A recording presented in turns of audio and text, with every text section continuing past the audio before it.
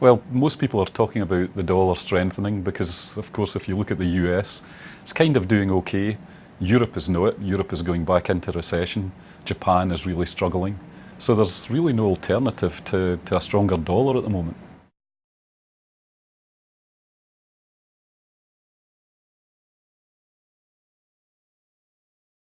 Yeah, that's what it would. That's what the consensus view would be. And when you look at the charts, that's how it looks as well. That dollar strength equates with emerging market equity weakness.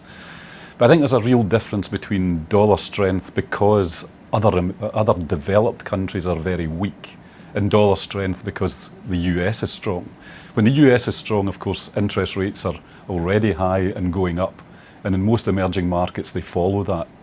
Today we're at very low interest rates. The dollar strength is because of everybody else's weakness. And interest rates are not really going to go up that much. But the fundamentals of growth are still very positive in a lot of emerging markets. And I think that's the real offset, that we're going to see money flows into emerging markets over the next 12 to 18 months.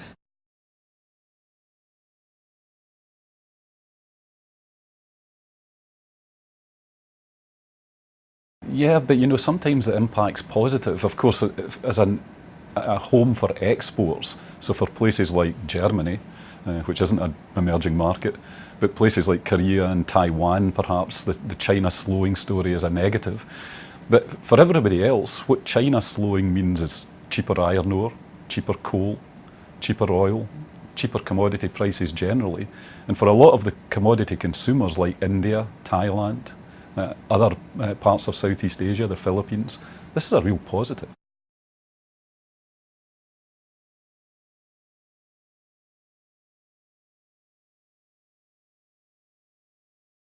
The thing about it is that these countries, or some of these countries, actually dance to their own tune more than others. India has gone through, now we're in the third year, of a pretty significant slowdown in India. Economic growth at between 4 and 5%, down from 9 just a few years ago. In our view, India is just on the cusp of a new upswing in economic growth, which is going to take it back up to between 6 and 8% growth within the next 2 years. And if that's the outlook, then the earnings outlook is exceptional. Interest rates are going to be falling in India because inflation is coming under control and growth is slow already. And I think these are actually very good conditions for breaking the pattern of all markets in lockstep. I think the Indian market's actually going to be much stronger over the next 2 years than it has been this year.